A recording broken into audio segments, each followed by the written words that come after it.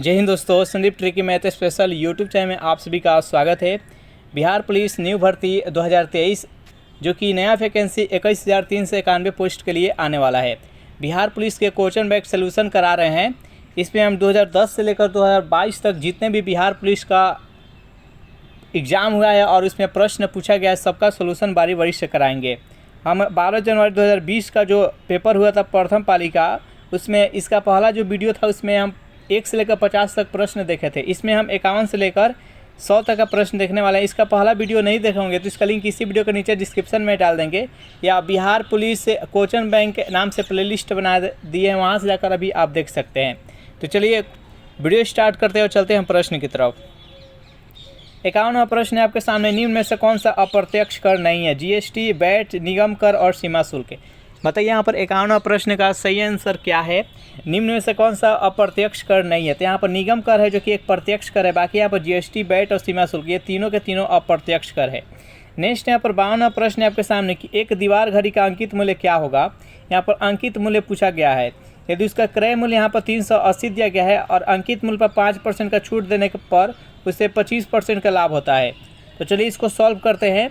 इसको तो एक ट्रिक से भी हल कर सकते हैं, इसको डिटेल्स में भी हल करेंगे। यहाँ पर जो अंकित मूल्य दिया गया था, यहाँ पर जो प्रॉफिट यहाँ पर 25% के दिया गया है, तो यहाँ से हम विक्रय मूल्य ज्ञात कर लेंगे। अब विक्रय मूल्य ज्ञात करने के बाद वहाँ से हम अंकित मूल्य ज्ञात करेंगे। डायरेक्ट हम ट्रिक से हल करेंगे इसको। यहाँ पर देखिए 380 ये हो गया, 380 हो गया, 25% का लाभ यानी 100 के वस्तु कितना में बेचा गया होगा? तो 100 के वस्तु बेचा गया होगा 125 रुपया में। उसके बाद यहाँ पर अंकित मूल्य पर 5% का डिस्काउंट दिया जा रहा है, यानी 100 का वस्तु कितना में बेचा गया होगा? तो डिस्काउंट करने के बाद तो 95 हो गया। 100 पर 5% का डिस्काउंट करेंगे तो 95 हो जाएगा। इसको हम सॉल्व कर लेंगे। 100 से 100 खत्म हो गया। ये 25 पचे 125 और ये 19 पचे 95। ये 19 दूना कितना हो जाएगा? 38। और यहाँ पर 20 और 25 में जब गुना करेंगे तो ये हो जाएगा 25 दूना 50 यानी 500। यानी यहाँ पर अंकित मूल्य निकल के आ जाएगा 500। जो भी कैंडिडेट यहाँ पर ऑप्शन नंबर सी बता रहे हैं बिल्कुल ही सही जवाब है। 53वां प्रश्न क्या कर रहा है? यहाँ पर है जो कि choose the correct assertive from the following sentence from the option below. यहाँ पर सेंटेंस दिया गया है इंट्रोगेटिव, इसको अफर्मेटिव यानी असर्टिव में कन्वर्ट करना है। इसका अर्थ हुआ कि इंट्रोगेटिव से हम असर्टिव में भी कन्वर्ट कर देंगे, लेकिन इसका अर्थ में किसी प्रकार का परिवर्तन नहीं होगा। तो इसमें सही बताना है। यहाँ पर सेल है तो सभी में सेल आना चाहिए, जो भी इसका असर्टिव रहेगा उसमें सेल आना चाहिए। तो इसमें देखिए 3 ऑप्शन है जिसमें कि सेल नहीं दिया गया है। तो बताइए इस प्रश्न का सही आंसर क्या है? तो इसका राइट आंसर हो जाएगा ऑप्शन नंबर बी, यानी I shall never forget you. Next यहाँ पर 54वां प्रश्न है आपके सामने कि 10A बराबर K कॉट B, तब यहाँ पर इसका वैल्यू आपको निकालना है। तो जल्दी से बताइए यहाँ पर 54वां प्रश्न का सही आंसर क्या है? तो देखिए यहाँ पर 10A है और यहाँ पर कॉट B है। इसको इधर लाएंगे तो 10A बटा कॉट B हो जाएगा। K का मान इतना हो जाएगा। इसको जब 10A को फिर चेंज करेंगे साइन A बटा कॉस B, और इसको भी चेंज करेंगे। सॉल्व करने के बाद से इसका मान ये आएगा 1 + K बटा 1 - K। इसको आप हल कर लीजिएगा। इसका right answer option number A. 55वां प्रश्न है आपके सामने कि बोर की परिकल्पना के अनुसार nवें स्थिर कक्षा का कोणीय संवेग क्या होगा? चारों ऑप्शन देख लीजिए और बताइए यहाँ पर 55वां प्रश्न का सही आंसर क्या है? तो जो भी कैंडिडेट यहाँ पर ऑप्शन नंबर बी बता रहे हैं, यानी NH बटा 2 पाई, बिल्कुल ही सही जवाब है। नेक्स्ट यहाँ पर 56वां प्रश्न है कि बिहार में वह जिला जहाँ पर 2001 और 2011 की अवधि के सर्वाधिक दशकीय जनसंख्या वृद्धि अंकित की गई है। यानी बिहार के वैसे जिला का नाम बताना है जो कि 2001 से लेकर 2011 यानी दशकीय में सबसे अधिक जनसंख्या की वृद्धि हुआ, उससे जिला का नाम बताइए। तो वह है मधेपुरा। जो भी कैंडिडेट यहाँ पर ऑप्शन नंबर ए के साथ जाना बिल्कुल सही जवाब है, जो कि 30% जनसंख्या में वृद्धि हुआ था। नेक्स्ट यहाँ पर 57वां प्रश्न है कि नीलहरित सवाल क्या है? मृतजीवी है, परजीवी है, स्वपोषी है, अपूर्णभोजी है। बताइए यहाँ पर 57वां प्रश्न का सही आंसर क्या है? नीलहरित शैवाल क्या है? तो यह एक स्वपोषी जीव है। जो भी कैंडिडेट यहाँ पर ऑप्शन नंबर सी के साथ जा रहे हैं बिल्कुल ही सही जवाब है। 58वां प्रश्न क्या करें? निम्न में से कौन सा गैस धरातल पर तापमान की वृद्धि के लिए मुख्य रूप से उत्तरदायी है? Sulphur dioxide, carbon dioxide, methane और क्लोरोफ्लोरोकार्बन। बताइए यहाँ पर 58वां प्रश्न का सही आंसर क्या है? निम्नलिखित में से कौन सा धरातल पर तापमान वृद्धि के लिए उत्तरदायी है? तो कार्बन डाइऑक्साइड CO2। जो भी कैंडिडेट यहाँ पर ऑप्शन नंबर बी के साथ जा रहे हैं बिल्कुल ही सही जवाब है। सेशन आप लोग को अच्छा लग रहा है तो वीडियो को लाइक कर दे, अपने दोस्तों के पास शेयर कर दे। अगर इसका PDF चाहिए प्रैक्टिस करने के लिए तो उसका लिंक इसी वीडियो के नीचे डिस्क्रिप्शन में मिल जाएगा टेलीग्राम चैनल का, वहाँ से आप ज्वाइन करके इसका PDF डाउनलोड कर सकते हैं। नेक्स्ट यहाँ पर 59वां प्रश्न है कि since the keys are with my mother's I dash you money. यहाँ पर कौन उपयुक्त रिक्त स्थान को भरा जा सकता है, उपयुक्त कौन सा है आपको बताना है। चारों ऑप्शन देख लीजिए और बताइए यहाँ पर 59वां प्रश्न का सही आंसर क्या है।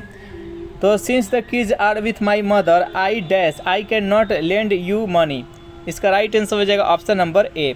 60वां प्रश्न है आपके सामने कि भारत के उपराष्ट्रपति के निर्वाचन मंडल में शामिल होते हैं, यानी भारत के उपराष्ट्रपति के चुनाव करने के लिए चुनाव प्रक्रिया में कौन कौन शामिल होता है आपको बताना है।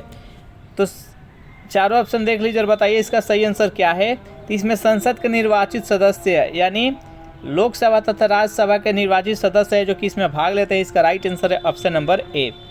61वां प्रश्न है आपके सामने कि रक्त का थाका जमने के लिए आवश्यक विटामिन, यानी रक्त के थाका जमने में कौन सा विटामिन ज़रूरत पड़ता है, किस विटामिन का? विटामिन ई का, विटामिन सी, विटामिन के, विटामिन डी। बताइए यहाँ पर 61वां प्रश्न का सही आंसर क्या है। तो रक्त का थाका जमने में किस विटामिन की आवश्यकता होती है? तो विटामिन के। जो भी कैंडिडेट यहाँ पर ऑप्शन नंबर सी के साथ जा रहे हैं बिल्कुल ही सही जवाब है। विटामिन ई के कमी से कौन सा रोग होता है? तो विटामिन ई की कमी से जनन क्षमता में कमी आती है। विटामिन सी की कमी से स्कर्वी रोग होता है। विटामिन डी की कमी से रिकेट्स होता है। विटामिन ए के कमी से रतौंधी होता है। विटामिन बी की कमी से थायमिन बेरी रोग होता है। नेक्स्ट यहाँ पर 62वां प्रश्न आपके सामने प्रश्न है कि कोशिकीय पूर्ण सशक्तता की अवधारणा प्रस्तुत करने वाले वैज्ञानिक कौन थे? चारों ऑप्शन देख लीजिए, बताइए यहाँ पर 62वां प्रश्न का सही आंसर क्या है। तो जो भी कैंडिडेट यहाँ पर ऑप्शन नंबर सी बता रहे हैं हैबरलैंड्स, बिल्कुल ही सही जवाब है। देखिए आपको क्वेश्चन बैंक इसलिए करा रहे हैं, क्वेश्चन बैंक अगर अच्छे से कर लेते हैं तो यहाँ से आपको एग्ज़ाम का पैटर्न मालूम हो जाएगा कि किस लेवल से बिहार पुलिस कांस्टेबल में पूछा जा रहा है। देखिए बिहार पुलिस का जितने भी पहले एग्ज़ाम हुआ था, यानी 2020 से पहले सभी का अलग सिलेबस था, लेकिन 2020 से जो 11,880 पोस्ट था तथा 84 से 15 पोस्ट था, इसके लिए सिलेबस चेंज किया है। तो अगर ये दोनों सॉल्व कर लेते हैं यहाँ से, तो यहाँ से आपको अच्छे से इसका पैटर्न मालूम हो जाएगा और जो 21,391 पोस्ट के लिए आ रहा है बहाली, ये आसानी से आप सॉल्व कर पाइएगा और आपको बहुत ही हेल्प मिलेगा। 63वां प्रश्न है कि जब औसत उत्पाद अधिकतम है तब एक कारक का सीमांत उत्पाद क्या होगा? बढ़ रहा है, घट रहा है, औसत उत्पादन के बराबर रहेगा, शून्य हो जाएगा। बताइए यहाँ पर 63वां प्रश्न का सही आंसर क्या है। तो जो भी कैंडिडेट यहाँ पर ऑप्शन नंबर ए के साथ जा रहे हैं यानी बढ़ रहा है, बिल्कुल ही सही जवाब है। नेक्स्ट यहाँ पर 64वां प्रश्न है कि अणु के दो क्रमिक संघटकों के मध्य उसके द्वारा चलित औसत दूरी को क्या कहते हैं? तरंगदैर्घ्य कहते हैं, संघटक दूरी कहते हैं, माध्य मुक्त पथ कहते हैं और माध्य विस्थापन कहते हैं। बताइए यहाँ पर 64वां प्रश्न का सही आंसर क्या है। तो इसको माध्य मुक्त पथ कहते हैं। जो भी कैंडिडेट यहाँ पर ऑप्शन नंबर सी के साथ जा रहे हैं बिल्कुल ही सही जवाब है। नेक्स्ट यहाँ पर 65वां प्रश्न है जो कि नल और टंकी से प्रश्न है, बेहद ही सिंपल प्रश्न है। इसको हल करने का प्रयास कीजिएगा, पहले अपने से प्रयास कीजिए। ए तथा बी दो नल के एक टंकी को क्रमशः 6 घंटे और 9 घंटे में भर सकता है। नल सी है जो कि 12 घंटा में इसको खाली कर सकता है। यदि तीनों नल को एक साथ खोल दिया जाए तो ये टंकी कितने समय में भरेगी? बताइए। तो इसको सॉल्व करते हैं। यहाँ पर देखिए ये ए हो गया, ये बी हो गया और ये सी हो गया। ए है जो कि 6 घंटे में भरता है, बी है जो कि 9 घंटे में भरता है और सी है जो कि इसको खाली करता है 12 घंटा में। अगर तीनों का एलसीएम हम ज्ञात करेंगे तो 36 हो जाएगा। 6 से अगर 36 में भाग देंगे तो 6 का 36 हो जाएगा, 9 चौका 36 होगा ए और ये 12 तिहाई 36 हो जाएगा। ये तो निगेटिव रहेगा, बाकी ये दोनों पॉजिटिव रहेगा। ए और बी पॉजिटिव रहेगा, सी निगेटिव होगा, क्योंकि ए और बी है जो कि भरने का काम कर रहा है और सी है जो कि निकालने का काम कर रहा है। तो 6 4 10 और 10 में से अगर हम 3 माइनस करेंगे तो हो जाएगा 7, यानी 36 टोटल वर्क है 36 और 36 इसमें से 7 वर्क ही हो रहा है। यहाँ से भाग देंगे तो कितना हो जाएगा? 7 × 6 35 के 5 और 1 हो जाएगा 1/7, यानी 5.1/7 इसका आंसर हो जाएगा। तो इसका राइट आंसर है ऑप्शन नंबर सी। मैं आशा करता हूँ कि ये समझ में आ गया होगा। नेक्स्ट क्वेश्चन देखते हैं। 66वां प्रश्न है कि इकाई संतुलित बजट गुणक का तात्पर्य यह है कि अगर करों में 1 रुपये की वृद्धि के कारण सरकारी व्यय 1 रुपये से बढ़ता है तो राष्ट्रीय आय में क्या वृद्धि होगी, क्या उसमें परिवर्तन होगा। 2 रुपये से बढ़ेगी, अपरिवर्तित रहेगी, 1 रुपये से बढ़ेगी और 1 रुपये से घटेगी। बताइए यहाँ पर 66वां प्रश्न का सही आंसर क्या है। तो इसका right answer option number C, 1 रुपये से बढ़ेगी। नेक्स्ट यहाँ पर choose the correct option. Formal registers are often used to create a tone of objective. इसमें से कौन सा सही वर्ड है, इसमें भरिएगा तो सही मैच करेगा। बताइए यहाँ पर 67वां प्रश्न का सही आंसर क्या है। तो पोएट्री भरेंगे। जो भी कैंडिडेट यहाँ पर ऑप्शन नंबर सी के साथ जा रहे हैं बिल्कुल ही सही जवाब है। 68वां प्रश्न है कि निम्नलिखित में से कौन सा एकोशिकीय जीव है। बताइए इसमें से कौन सा एकोशिकीय जीव है। जीवाणु, विषाणु, शैवाल और कवक। बताइए 68वां प्रश्न का सही आंसर क्या है। तो जीवाणु है जो कि एकोशिकीय जीव है। जो भी कैंडिडेट यहाँ पर ऑप्शन नंबर ए के साथ जा रहे हैं बिल्कुल ही सही जवाब है। नेक्स्ट यहाँ पर 69वां प्रश्न है कि भारतीय स्वतंत्रता अधिनियम कब पारित हुआ था। 18 जुलाई 1947, 18 अगस्त 1947, 15 अगस्त 1947 और 20 फरवरी 1947। बताइए यहाँ पर 69वां प्रश्न का सही आंसर क्या है। तो भारतीय स्वतंत्रता अधिनियम कब पारित हुआ था। तो 18 जुलाई 1947। जो भी कैंडिडेट यहाँ पर ऑप्शन नंबर ए के साथ जा रहे हैं बिल्कुल ही सही जवाब है। यहाँ तक आप लोगों को सेशन अच्छा लगा तो वीडियो को लाइक कर दे, अपने दोस्तों के पास शेयर कर दीजिए। और जो भी कैंडिडेट अभी तक इस चैनल को सब्सक्राइब नहीं किए होंगे तो इस चैनल को भी सब्सक्राइब कर लीजिएगा। 70वां प्रश्न है आपके सामने, निम्न में से किसने प्राकृतिक अधिकारों के सिद्धांत का प्रतिपादन किया था। जॉन लॉक ने, रूसो ने, H.J. लस्की ने और बेंथम ने। बताइए यहाँ पर 70वां प्रश्न का सही आंसर क्या है। निम्न में से किसने प्राकृतिक अधिकारों के सिद्धांत का प्रतिपादन किया था। तो जॉन लॉक ने। जो भी कैंडिडेट यहाँ पर ऑप्शन नंबर ए के साथ जा रहे हैं बिल्कुल ही सही जवाब है। 71वां प्रश्न है कि निम्नलिखित में से कौन एक स्वपोषी घटक नहीं है। हरे पौधे, नीलहरी शैवाल, अपघटक और प्रकाश संश्लेषी जीवाणु। बताइए यहाँ पर 71वां प्रश्न का सही आंसर क्या है। निम्नलिखित में से कौन सा स्वपोषी घटक नहीं है, यानी अपना पोषण खुद, अपना भोजन स्वयं बनाते हैं। इसमें से कौन अपघटक है जो कि दूसरे पर आश्रित होता है। तो इसका right answer option number C. Next यहाँ पर 72वां प्रश्न है कि राज्य चुनाव आयुक्त को हटाया जा सकता है। राज्य के राज्यपाल के द्वारा, राज्य विधान सभा द्वारा, मुख्यमंत्री के एक आदेश जारी करने के माध्यम से, उच्च न्यायालय के न्यायाधीश को हटाने की प्रक्रिया के समान। बताइए 72वां प्रश्न का सही आंसर क्या है। जो भी कैंडिडेट यहाँ पर ऑप्शन नंबर डी के साथ जा रहे हैं बिल्कुल ही सही जवाब है। उच्च न्यायालय के न्यायाधीश को जिस प्रक्रिया के द्वारा हटाया जाता है वैसा ही राज्य चुनाव आयुक्त को भी हटाया जा सकता है। 73वां प्रश्न कि क्षार धातुएं में क्या होता है। अपने अनुकूल आवर्त में सबसे छोटा आकार होता है, कम आयनन ऊर्जा होता है, उच्च विद्युत ऋणात्मक होता है, इलेक्ट्रॉनिक विन्यास NH2 NP1 होता है। बताइए यहाँ पर 73वां प्रश्न का सही आंसर क्या है। इसका right answer option number B, कम आयनन ऊर्जा होता है। इसका right answer option number B हो जाएगा। 74वां प्रश्न कि जब उपयुक्त आवृत्ति का प्रकाश किसी धातु पृष्ठ पर पड़ता है तो इलेक्ट्रॉनों के उत्सर्जन की प्रक्रिया को क्या कहते हैं। थॉम्सन प्रभाव कहते हैं, प्रकाश विद्युत प्रभाव, पेल्टियर प्रभाव या डॉपलर प्रभाव। बताइए यहाँ पर 74वां प्रश्न का सही आंसर क्या है। इसको प्रकाश विद्युत प्रभाव कहते हैं। जो भी कैंडिडेट यहाँ पर ऑप्शन नंबर बी के साथ जा रहे हैं बिल्कुल ही सही जवाब है। 75वां प्रश्न कि यदि ए और बी दो असंयुक्त समुच्चय है तो ए और ए यूनियन बी का मान ज्ञात करें। यहाँ पर असंयुक्त समुच्चय, जब असंयुक्त समुच्चय दिया गया तो ए इंटरसेक्शन बी का मान 0 हो जाता है। तो देखिए इसका जो फार्मूला क्या होता है, एन ए यूनियन बी का, तो इसका फार्मूला होता है number of A plus number of B minus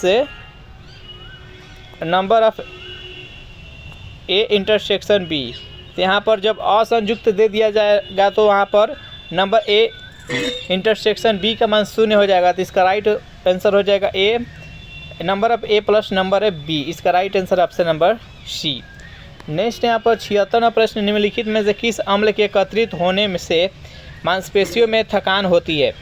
benzoic अम्ल, लैक्टिक अम्ल, एसिटिक अम्ल और नाइट्रिक अम्ल। बताइए 76वां प्रश्न का सही आंसर क्या है। तो जो भी कैंडिडेट यहाँ पर ऑप्शन नंबर बी के साथ जा रहे हैं लैक्टिक अम्ल बता रहे हैं बिल्कुल ही सही जवाब है। 77वां प्रश्न, के किस प्रथम वैज्ञानिक ने खोज की कि पृथ्वी सूर्य का चक्कर लगाती है? कोपरनिकस ने, केपलर ने, गैलीलियो ने और डार्विन ने। बताइए यहाँ पर 77वां प्रश्न का सही आंसर क्या है? तो ये कोपरनिकस के द्वारा कहा गया था कि पृथ्वी है जो कि सूर्य का चक्कर लगाती है। इसका राइट आंसर है ऑप्शन नंबर ए। 78वां प्रश्न है आपके सामने, यदि किसी गतिशील वस्तु का द्रव्यमान आधा कर दिया जाए और चाल दुगुनी कर दिया जाए तो उसकी गतिज ऊर्जा में क्या परिवर्तन होगा? तो गतिज ऊर्जा क्या होता है? 1/2 mv²। तो यहाँ पर देखिए जो द्रव्यमान है उसको आधा किया जा रहा है, तो द्रव्यमान को आधा करेंगे तो 1/2 हो जाएगा। और उसके बाद से जो वेग है उसको दुगुना किया जा रहा है, तो यहाँ पर दुगुना हो जाएगा ये।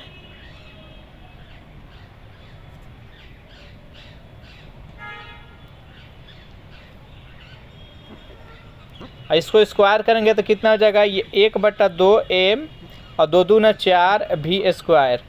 यहाँ से 2 से 2 4 खत्म हो जाएगा, तो यहाँ पर 2 हो जाएगा, यानी 2 mv²।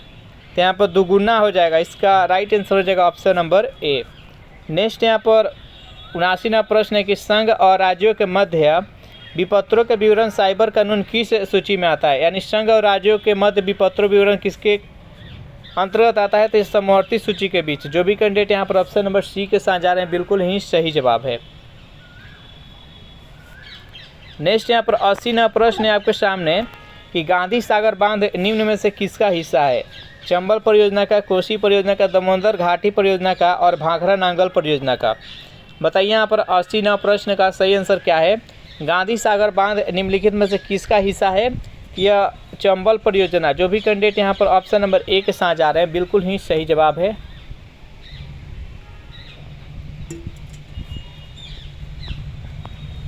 इक्यासीवां प्रश्न है कि स्वामी दयानंद के विचार जिस पुस्तक में प्रकाशित हुआ है उसका नाम क्या है?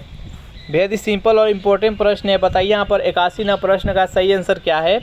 स्वामी दयानंद का विचार किस पुस्तक में प्रकाशित किया गया? तो सत्यार्थ प्रकाश। जो भी कैंडिडेट यहाँ पर ऑप्शन नंबर डी के साथ जा रहे हैं बिल्कुल ही सही जवाब है। 82वां प्रश्न है आपके सामने कि पटना उच्च न्यायालय बिहार प्रांत का उच्च न्यायालय स्थापित किया गया था? 3 फरवरी 1917, 3 फरवरी 1916, 3 फरवरी 1920, 6 फरवरी 1918। बताइए यहाँ पर 82वां प्रश्न का सही आंसर क्या है? पटना उच्च न्यायालय की स्थापना कब किया गया? तो 3 फरवरी 1916। जो भी कैंडिडेट यहाँ पर ऑप्शन नंबर बी के साथ जा रहे हैं बिल्कुल ही सही जवाब है। 83वां प्रश्न है, एक नाव की स्थिर जल में गति है जो कि 22 किलोमीटर प्रति घंटा है। नाव की चाल है, जगह अगर पानी एकदम स्थिर है, एकदम धारा उसका स्थिर है, किसी प्रकार को उस पर इफेक्ट नहीं पड़ रहा है तो 22 किलोमीटर प्रति घंटा है। अगर धारा की गति 8 किलोमीटर प्रति घंटा है तो 15 मिनट में धारा के विपरीत दिशा में चली गई दूरी ज्ञात करें। यानी नाव की गति है जो कि 22 किलोमीटर प्रति घंटा है और धारा की गति है जो कि 8 किलोमीटर प्रति घंटा है। 15 मिनट तक नाव चलती है और वो धारा के विपरीत दिशा में चलती है। तो जब भी धारा के विपरीत दिशा में चले तो यहाँ पे चाल है जो कि माइनस किया जाता है। यानी नाव की जो चाल है और धारा की चाल है उसको माइनस करते हैं, और अगर धारा के दिशा में चले तो वहाँ पर दोनों के चाल पॉजिटिव होता है, यानी ऐड करते हैं। तो अगर चाल दूरी ज्ञात करने के लिए क्या क्या आवश्यकता होती है? तो चाल और समय की आवश्यकता होती है। तो चाल का मान कितना हो जाएगा? तो 22 में से अगर 8 हम माइनस कर लेंगे तो कितना हो जाएगा? तो यहाँ से 14 हो जाएगा। यानी चाल तो हमको 14 किलोमीटर प्रति घंटा हो गया, और यहाँ पर समय भी दिया गया है 15 मिनट। तो यहाँ पर हमको घंटा में ज्ञात करना है, घंटा में सब कुछ ज्ञात करना है। तो इसको घंटा में कन्वर्ट करेंगे तो ये हो जाएगा 15/60। तो यहाँ पर अब निकाल लेते हैं हम दूरी। तो दूरी ज्ञात करने के लिए क्या हो जाएगा? तो चाल और गुने में समय। चाल कितना हो जाएगा? तो चाल तो हम 14 ज्ञात करे थे 22 में से 8 करके, और समय कितना हो जाएगा? तो ये 15/60 हो जाएगा। तो कितना जब 15 चौका 60 और 14 में हम 4 से भाग देंगे तो कितना हो जाएगा? तो 3.5 हो जाएगा। तो इसका राइट आंसर हो जाएगा ऑप्शन नंबर सी, यानी 3.5 किलोमीटर हो जाएगा। 84वां प्रश्न आपके सामने कि आरक्षित नकदी निधि अनुपात को समझाया जा सकता है। चारों ऑप्शन देख लीजिए और बताइए यहाँ पर 84वां प्रश्न का सही आंसर क्या है। तो जो भी कैंडिडेट यहाँ पर ऑप्शन नंबर ए बता रहे हैं, जमा राशि के अंश में जो बैंक आरबीआई के पास रखते हैं वहीं आरक्षित नकदी निधि अनुपात है। जो भी कैंडिडेट यहाँ पर ऑप्शन नंबर ए के साथ जा रहे हैं बिल्कुल ही सही जवाब है। 85वां प्रश्न है कि रासायनिक परिवर्तन, यहाँ पर रासायनिक परिवर्तन है जो कि KClO3 से KCl में हुआ है। यहाँ पर क्लोरीन के ऑक्सीकरण अंक आपको ज्ञात करना है, उसमें क्या परिवर्तन हुआ है। तो देखिए सबसे पहले हम इसका यहाँ से हम क्लोरीन का पहले ऑक्सीकरण संख्या ज्ञात करें। ऑक्सीकरण संख्या ज्ञात करने के लिए सभी का बाहरी कक्षा में जितना इलेक्ट्रॉन ले रहा है या दे रहा है वहीं उसका संयुक्ता ऑक्सीकरण कहलाता है। तो ये पोटेशियम का परमाणु संख्या जो कि 19 होता है और इसका जो हम बाहरी कक्षा का देखेंगे इलेक्ट्रॉन तो 1 हो जाएगा। तो यहाँ पर 1 हो जाएगा। अब प्लस क्लोरीन का हमको ज्ञात करना है तो यहाँ पर x1 मान लेते हैं, जैसे यहाँ से हम x2 ज्ञात करेंगे। और उसके बाद से यहाँ पर O3 का ऑक्सीजन का कितना होता है, तो ऑक्सीजन का परमाणु संख्या 8 होता है। इसके बाहरी कक्षा का इलेक्ट्रॉन तो 6 होता है लेकिन इसको 2 ज़रूरत पड़ता है, इसलिए इसका जो ऑक्सीकरण होता है माइनस में होता है, -2 हो जाएगा। और कितना ऑक्सीजन है तो 3, यहाँ पर गुने में 3 हो जाएगा। अब बराबर कितना होता है 0। यहाँ से हम x1 का मान ज्ञात करते हैं तो ये कितना हो जाएगा 3 दूना 6, यानी -6 यहाँ हो गया और 1 हुई तो कितना हो जाएगा माइनस में कितना हो जाएगा, तो माइनस में 5 हो जाएगा बराबर 0। यानी x1 का मान यहाँ पर कितना आ जाएगा तो 5 हो जाएगा। x1 का मान याद रखिएगा, x1 का मान कितना है तो 5 है। अब यहाँ से हम x2 का मान ज्ञात करते हैं। तो k का मान क्या कितना है तो 1 है और ये हो जाएगा x2 और यहाँ पर हो जाएगा 0 और x2 का मान कितना हो जाएगा तो 1 इधर आएगा तो माइनस, यानी -1 हो जाएगा। अब देखिए यहाँ पर x1 का भी मान निकल कर आ गया और x2 का भी मान निकल के आ गया। जब भी परिवर्तन पूछे तो x2 में से x1 को माइनस हम कर लेंगे, तो x2 माइनस x1, तो x2 का मान कितना है तो -1 है और x1 का मान कितना है तो 5 है, तो यहाँ पर -5 हो जाएगा और बराबर -6, यानी 6 घट जाएगा। इसका क्लोरीन का ऑक्सीकरण कितना घट जाएगा तो 6 घट जाएगा। इसका राइट आंसर है ऑप्शन नंबर बी। मैं आशा करता हूँ कि समझ में आ गया होगा, इसको दोबारा देख लीजिएगा आपको समझ में आ जाएगा। नेक्स्ट यहाँ पर 86वां प्रश्न है कि एक घन के आयतन में अनुमानित परिवर्तन क्या होगा जिसकी एक भुजा x मीटर है और उसमें 3% की वृद्धि किया जा रहा है। जब इसको सॉल्व कीजिएगा ना तो 0.09 x⁻³ मीटर क्यू हो जाएगा। इसका राइट आंसर हो जाएगा ऑप्शन नंबर डी। इसको सॉल्व करिएगा। नेक्स्ट यहाँ पर 87वां प्रश्न, मानव में ध्वनि उत्पन्न होती है। चारों ऑप्शन देख लीजिए और बताइए 87वां प्रश्न का सही आंसर क्या है। मानव में ध्वनि किससे उत्पन्न होती है, तो मानव में जो ध्वनि उत्पन्न वो कंठ के द्वारा होती है। जो भी कैंडिडेट यहाँ पर ऑप्शन नंबर बी के साथ जा रहे हैं बिल्कुल ही सही जवाब है। सेशन आप लोग को अच्छा लग रहा है तो वीडियो को लाइक कर दे, अपने दोस्तों के पास शेयर भी कर दीजिए। 88वां प्रश्न है कि CO2 यानी कार्बन डाइऑक्साइड में कार्बन की संस्करण अवस्था क्या होती है। चारों ऑप्शन देख लीजिए और बताइए यहाँ पर कि कार्बन के संस्करण अवस्था क्या होगी, तो SP होगा। जो भी कैंडिडेट यहाँ पर ऑप्शन नंबर ए के साथ जा रहे हैं बिल्कुल ही सही जवाब है। 89वां प्रश्न है कि भारत सरकार ने किस वर्ष से 14 बैंकों के राष्ट्रीयकरण किया था। 1968 में, 1970 में, 1969, 1965। बताइए यहाँ पर 89वां प्रश्न का सही आंसर क्या है। तो भारत सरकार ने किस वर्ष 14 बैंकों का राष्ट्रीयकरण किया था, तो 1969 ईस्वी में 14 बैंकों के राष्ट्रीयकरण किया गया था। किसके द्वारा, उस टाइम कौन प्रधानमंत्री थी, तो इंदिरा गांधी थी। इसका राइट आंसर हो जाएगा ऑप्शन नंबर सी। 90वां प्रश्न है आपके सामने, निम्न में से कौन एक एकांकी संकलन विष्णु प्रभाकर जी का नहीं है। इन साल क्या वह दोषी था, बादलों के पार, प्रकाश और परछाई। बताइए 90वां प्रश्न का सही आंसर क्या है, जल्दी से बताइए। तो जो भी कैंडिडेट यहाँ पर ऑप्शन नंबर सी के साथ जा रहे हैं बादलों के पार, बिल्कुल ही सही जवाब है। 91वां प्रश्न है आपके सामने, केंद्रीय प्रवृत्ति का सर्वाधिक लोकप्रिय और सर्वाधिक प्रयुक्त माप क्या है। माध्य, माध्यका और बहुलक और परास। बताइए यहाँ पर 91वां प्रश्न का सही आंसर क्या है। तो देखिए माध्य भी है, केंद्रीय प्रवृत्ति का माध्यिका भी है और बहुलक भी है, लेकिन अगर सर्वाधिक प्रयुक्त माना जाए तो वह माध्य है। जो भी कैंडिडेट यहाँ पर ऑप्शन नंबर ए के साथ जा रहे हैं बिल्कुल ही सही जवाब है, क्योंकि जब हम माध्य ज्ञात करते हैं जैसे कि 2 हो गया, 4 हो गया और यहाँ पर 5 हो गया, अगर माध्य यहाँ पर हम ज्ञात करते हैं तो ये तीनों का ऐड करके और कितना है तो 3 है भाग देते, यहाँ से प्रयुक्त दम एग्जैक्ट यहाँ पर मिलता है केंद्रीय, इसलिए माध्य को एग्जैक्ट माना जाता है। नेक्स्ट यहाँ पर 92वां प्रश्न है आपके सामने कि भारतीय संविधान के निम्नलिखित में से किस अनुच्छेद में अल्पसंख्यकों को अपनी रुचि के शिक्षा संस्था को स्थापना और प्रशासन करने के अधिकार है? अनुच्छेद 29 के 1, अनुच्छेद 29 के 2, अनुच्छेद 30 के 1 और अनुच्छेद 30 के 2। बताइए यहाँ पर 92वां प्रश्न का सही आंसर क्या है? तो संस्कृति और शिक्षा का अधिकार किस अनुच्छेद में है? तो अनुच्छेद 29 और 30 में है, लेकिन यहाँ पर अल्पसंख्यकों का बात किया जा रहा है तो ये अनुच्छेद 30 के 1 में है। इसका राइट आंसर हो जाएगा ऑप्शन नंबर सी। यहाँ तक सेशन आप लोग को अच्छा लगा तो वीडियो को लाइक कर दे, अपने दोस्तों के पास शेयर कर दीजिए। 93वां प्रश्न, निम्नलिखित में से कौन से जिले में बांसकुंड बांध स्थित है? मधुबनी में, मुंगेर में, जहानाबाद और लखीसराय। बताइए 93वां प्रश्न का सही आंसर क्या है? निम्नलिखित में से किस जिले में बांसकुंड बांध स्थित है? तो ये लखीसराय में स्थित है। जो भी कैंडिडेट यहाँ पर ऑप्शन नंबर डी के साथ जा रहे हैं, लखीसराय बता रहे हैं, बिल्कुल ही सही आंसर है उनका।